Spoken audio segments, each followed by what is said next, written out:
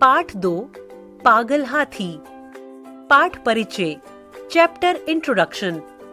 पशु पक्षियों में भी संवेदना होती है।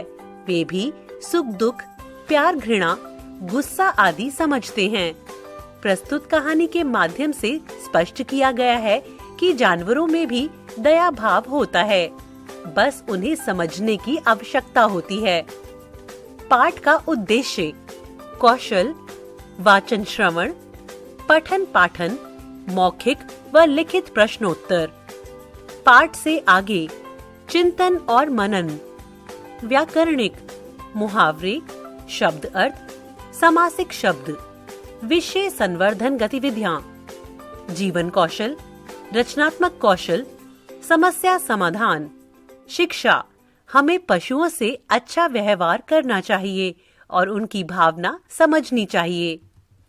मोती राजा साहब की खास सवारी का हाथी था। यूं तो वह बहुत सीधा और समझदार था, पर कभी-कभी उसका मिजाज गर्म हो जाता था। एक बार मस्त होकर उसने अपने महावत को मार डाला। राजा साहब ने यह खबर सुनी तो उन्हें बहुत क्रोध आया। उस हाथी को राजा साहब की सवारी से निकाल दिया गया। कुलियों की तरह उसे लकड़ियां ढोनी पड़ती, पत्थर लादने पड़ते और शाम को वह पीपल के नीचे मोटी जंजीरों से बांध दिया जाता।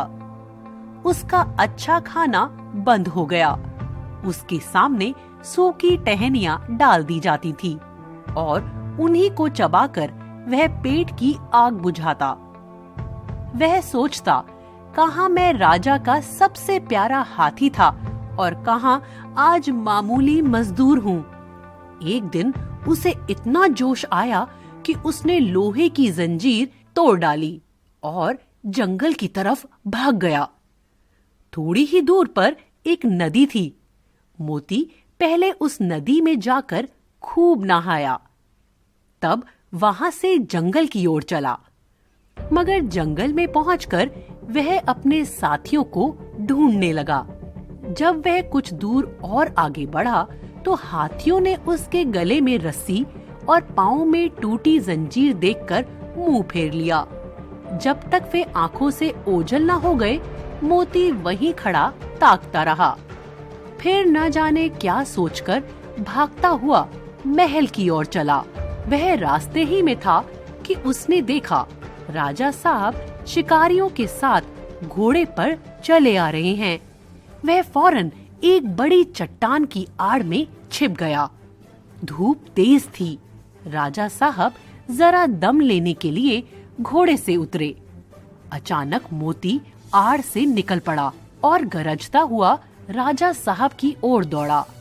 राजा साहब घबराकर भागे और एक छोटी सी झोपड़ी में घुस गए।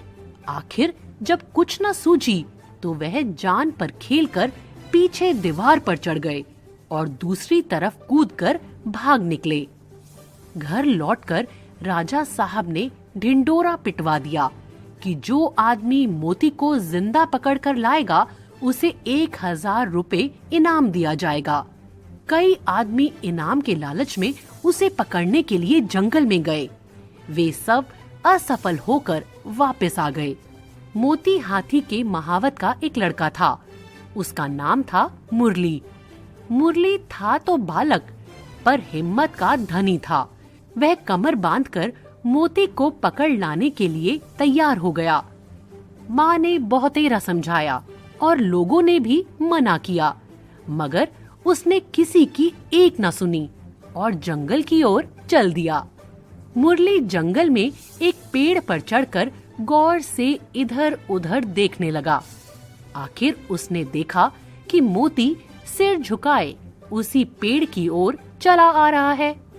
मुरली ने पेड़ के ऊपर से पुकारा, मोती! मोती इस आवाज को पहचानता था।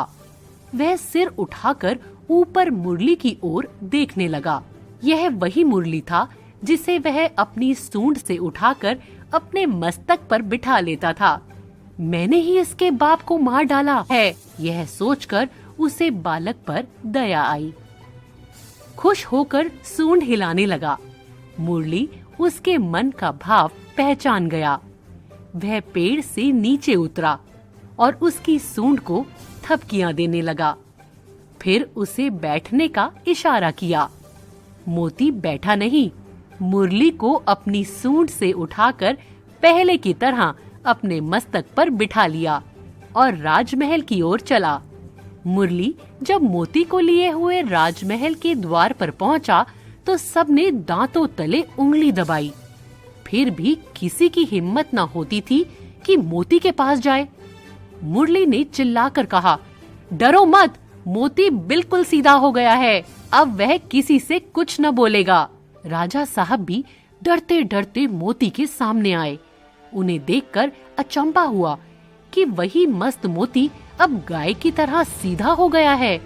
उन्होंने मुरली को 1000 रुपए इनाम तो दिया ही, साथ ही उसे अपना खास महावत बना लिया और मोती फिर से राजा साहब का सबसे प्यारा हाथी बन गया।